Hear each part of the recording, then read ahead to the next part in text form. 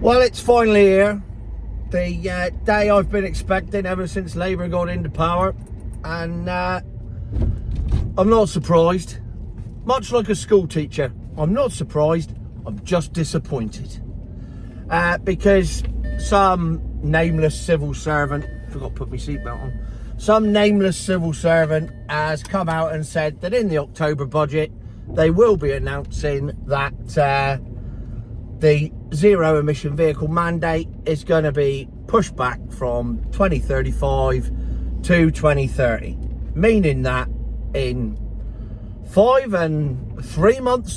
years and 3 months time, that's all it is, there will be no petrol or diesel cars brand new for sale in the UK. 5 years and 3 months left of motoring freedom before it all gets taken away by some stupid rule which means nothing, will achieve nothing apart from making the 1% a lot richer and us lot not only poorer but less free. So it's a cheery Saturday morning, it really is, isn't it? But nevertheless, that's the state we're in. Now, when Sunak pushed it back to 35, all that was a vote grabbing thing. He had no intention of seeing that through whatsoever. Then again, no politician ever says anything that they have any intention of seeing through, unless, of course, it's something that's controlled by the globalist agenda, and then they see it through to the bitter end. And that's exactly what's happening with this. So, car manufacturers now have 5 years to phase out petrol and diesel. Now, here's the issue. If you know that something is going to become illegal to be sold here in 5 years' time, when you're going to stop making it? You might as well start phasing it out now, because there's no point when we get to January the 1st, 2030, of you having a forecourt full of petrol, is there? Or diesel, or anything.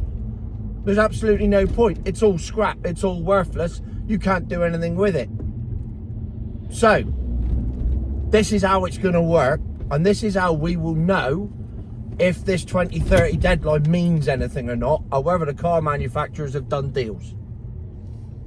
If I was a car manufacturer, I'm not, by the way, but if I was, let's call me, I'm driving an Audi at the moment, so let's call me Mr. Audi. I'm Mr. VAG Group, and I look around at the 10 million cars I build every year, and I go, I'm building 8 million of these, petrol and diesel. Now, I've currently got about 6 million sat around the world waiting to be sold, that will be sold in the next year.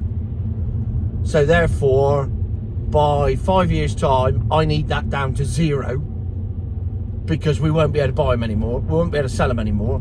So therefore, at what point do I start running my stock down? The answer is right now, because you've only got 5 years, and a lot of these models will have 3-year lead plans and 3-year manufacturing plans and everything else. So once those plans come to an end, they will just stop building them. So in October, when they announce the 2030 thing, that's at the point where, if car manufacturers have to follow the law, that's at the point where they will go, okay, we're just going to stop making them, full stop, because there's no point making things that we won't be able to sell. So models should start disappearing, and they should start slowing down, and manufacturers should start making noises about the fact that they're no longer going to build these cars. Isn't that right, Louis? Oh, he doesn't care. Weirdly, Dalmatians don't care about electric vehicles. Who knew? Do you? So, me and my sidekick here were just saying that they're going to have to stop building them. And I would expect announcements to come straight after the budget. But here's the problem.